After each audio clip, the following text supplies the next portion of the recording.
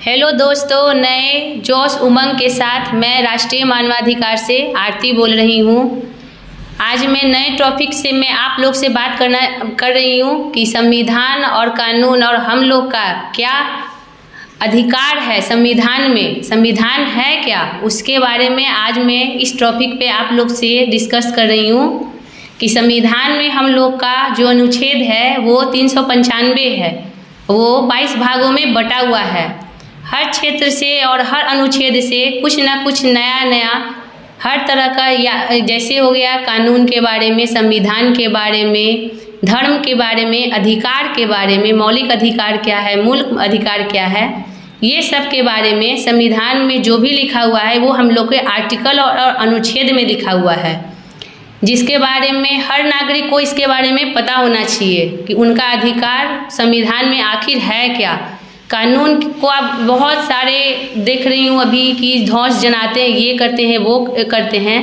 अगर आपको अपने अधिकार का और कानून का अच्छा नॉलेज होगा संविधान के बारे में, तो उसको लेके भी आप अपना अधिकार समझ सकते हैं और किसी को ये नहीं मौका दे सकते हैं कि कोई आपका फ़ायदा उठाए। आपको इसके बारे में नॉलेज होना चाहिए। आज मैं एक वृद्धा आदमी से मिली जिनका कहना था कि मेरे बेटे और बहू मुझको घर से निकाल दिए और वो भूखे प्यासे बैठे हुए भी थे। उनको मैं जब मिली तो उनसे पूछे कि आखिर ऐसा क्यों, तो मैडम मैंने उसका शादी किया, बाल बच्चे हुए, जब मैं बूढ़ी हो गई तो मेरे बच्चे लोग मुझे घर से निकाल दिए। तो ये संविधान में अगर उनको पता रहता, तो उनको इसके बारे में अगर नॉलेज होता, तो वो अपने अधिकार कानून को समझती, उनका ना भी चाह के यूज करती।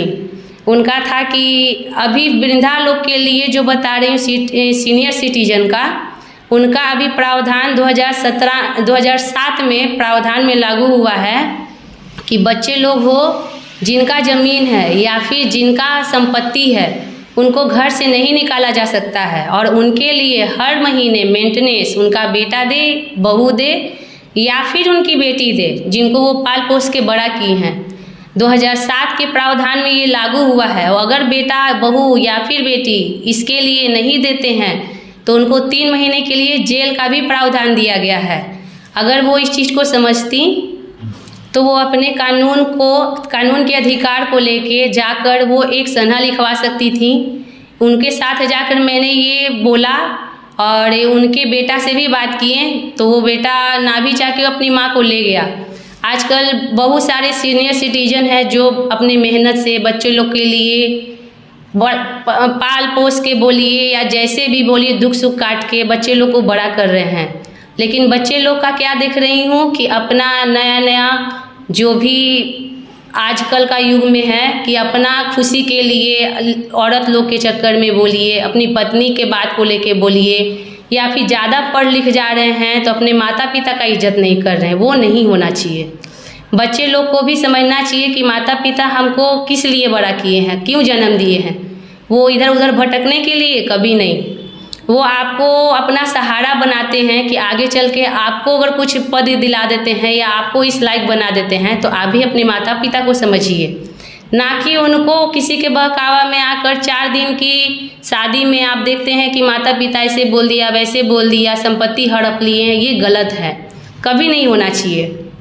माता पिता आपके लिए ये सब चीज़ झेले हैं। अब आपका भी फ़र्ज बनता है, बेटा हो या बहू हो या फिर बेटी हो, जिनको वो इस लायक बनाई हैं, वो अपने एक माता पिता 4 बच्चे को संभाल सकती हैं, लेकिन 4 बच्चे मिलकर अपने माता पिता का कोई भरण पोषण रोड पे दर दर भटकने के लिए छोड़ दे रहे हैं, घर से भगा दे रहे हैं। ये गलत है। 2007 के प्रावधान में मैंने देखा है, अगर बेटा अगर घर से निकालता है और उसके लिए अगर कार्रवाई होता है तो 3 महीना के लिए बेटा बहू दोनों जेल जाएंगे और उनकी संपत्ति पे बहू का कोई अधिकार नहीं है। जो भी अधिकार है उनका अर्जा हुआ संपत्ति है। वो चाहें तो वो दान दे सकते हैं, उनका खरीदा हुआ है, बेटा बना के नहीं दिया है। अगर उनका निजी संपत्ति है जो उनके पति खरीद के दिए हैं, तो उस पर बेटा बहू का कोई अधिकार नहीं होता है जब तक वो नहीं चाहें। आप जब तक सेवा ही नहीं कीजिएगा अपने माता पिता का, सबसे बड़ा तो धन दौलत माता पिता होता है। ज़िंदगी में हर औरत बार बार आपको मिल जाएगी, पत्नी भी दोबारा मिल जाएंगे और पति भी दूसरा हो जाएंगे, लेकिन माता पिता जन्म देने वाले होते हैं जो दूसरा कभी नहीं बन सकता है। उनका इज्जत कीजिए आप लोग और उनको ले के चलिए। आप लोग की वजह से वो अगर इधर उधर भटकते हैं तो उनका जो 9 महीना आपके वो अपने पेट में जो रख कर बच्चे लोगों को दर्द सहती हैं, वो आप कभी उसका कर्ज और ऋण नहीं चुका पाइएगा। इसीलिए बोलती हूँ कि अपने माता पिता को इधर उधर मत भटकिए, अपना जो भी रिस्पॉन्सिबिलिटी है माता पिता के प्रति वो लीजिए। अगर देश में जितना भी वृद्धाश्रम है, अगर आप लोग अपने माता पिता को अच्छे से रखते हैं तो वो कभी भी वृद्धाश्रम हो सकता है कभी ना जाएं और भारत में जितना है वो बंद भी हो जाएगा। तो अपने माता पिता का इज्जत कीजिए, अपना कानून समझिए। अगर अच्छा नॉलेज रहेगा क्या अधिकार है हम लोग का, मौलिक अधिकार, मूल अधिकार, संविधान क्या है, क्या हम लोग का है जो हम लोग अपना यूज करके किसी से भी शोषण का शिकार नहीं बन सकते हैं। इसके लिए आपको नॉलेज होना चाहिए संविधान का, कानून का क्या प्रावधान है, क्या आर्टिकल है। पहले के ज़माना में तो ये सब था भी नहीं। ये लग रहा है 1956 के पारित में, ये नीति आयोग में ही ये सब चीज़ का हुआ है। जब हम लोग का देश स्वतंत्र हुआ 1947 में, उसके बाद पारित किया गया है 1956 में। और उसके बाद जितना भी संविधान के बारे में है आप लोग को अच्छा नॉलेज होना चाहिए। कोई भी आपका पुलिस हो, कानून हो, वकील हो, कोर्ट हो, क्या है ये सब चीज़ संविधान के अंतर्गत आता है। आपको अगर अपना अधिकार के बारे में पता होगा कि मेरा अधिकार क्या है तो कोई भी आपको कहीं भी शोषण नहीं कर सकता है। तो इसलिए बोलती हूँ कि अपने माता पिता को भी लेके चलिए, अपना अधिकार भी समझिए। और हाँ, जो धन संपत्ति की वजह से देख रही हूँ कि अपने माता पिता को जो निकाल दे रहे हैं, वो जाकर एक बार कानून और संविधान में देखिए कि किसी भी संपत्ति में, माता पिता की संपत्ति में बेटा हो या बहू हो, उसका अधिकार नहीं होता है जब तक वो नहीं चाहें। उनका निजी संपत्ति पति के द्वारा है तो उस पर आप कोई भी अधिकार नहीं जमा सकते हैं। ये प्रावधान में भी लिखा हुआ है, अनुच्छेद में भी है। उनकी जब तक मर्जी नहीं होगी वो दान दें या किसी को रखने के लिए दे दें या वो बेच दें, उनका संपत्ति है। उस पर आप उनका अधिकार जमा के ज़बरदस्ती लेके और इसके बाद अपने माता पिता को घर से निकाल दीजिए, ये आपको कोई अधिकार नहीं दिया है। इसके लिए भी प्रावधान है, जेल है। तो सोच समझ के अपने पेरेंट्स को लेके चलिए, क्योंकि एक समय के बाद वो आपसे उम्मीद रखते हैं कि जीवन में हम जिसको बड़ा किए हैं वो कम से कम बूढ़ा होने के बाद मेरा वो कम से कम कुछ करे या ना करे, इज्जत दे। वो लोग आपसे क्या खोजते हैं? माता पिता कुछ भी नहीं, बस मान सम्मान से रखिए, समय से खाना दीजिए, प्यार खोजते हैं। जो आजकल के न्यू टीनेज को देख रही हूँ कि नहीं दे पा रहे हैं।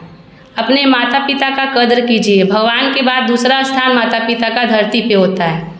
उनको अपना सब कुछ समझिए, ना कि उनको आप घर से निकालिए, ये है वो है, 10 रंग का नहीं होना चाहिए। और कानून में भी ये चीज़ का प्रावधान है कि उनकी संपत्ति पे बेटा हो या बहू हो किसी का अधिकार नहीं है। तो इसलिए बोलती हूँ कि इतना आप काबिल बन जाइए कि आप खुद से अरजिए, खुद की काबिलियत पे अपना धन संपत्ति अरजिए, ना कि माता पिता के धन दौलत पे कूदिए या फिर उनका यूज कीजिए और उनको निकाल दीजिए। ये कभी नहीं होना चाहिए। अगर आपको कोई ऐसा करे कि आपकी संपत्ति पे आप ही को कोई निकाल दे तो आपको कैसा लगेगा? इसीलिए बोलती हूँ कि आपका अभी नया जनरेशन है, माता पिता उतना ज़िंदगी जी चुके हैं जो अपना जनरेशन नया आप में देखते हैं। तो वो चीज़ को लेके चलिए, माता पिता का इज्जत कीजिए। माता पिता दोबारा नहीं मिलते हैं, इसलिए बोलती हूँ कि अपने माँ बाप का इज्जत कीजिए। भगवान के बाद दूसरा स्थान अपने माता पिता को दीजिए। उनका इज्जत रखिएगा तो ज़िंदगी में आगे बढ़िएगा, उनको ले के चलिए। ठीक है, धन्यवाद।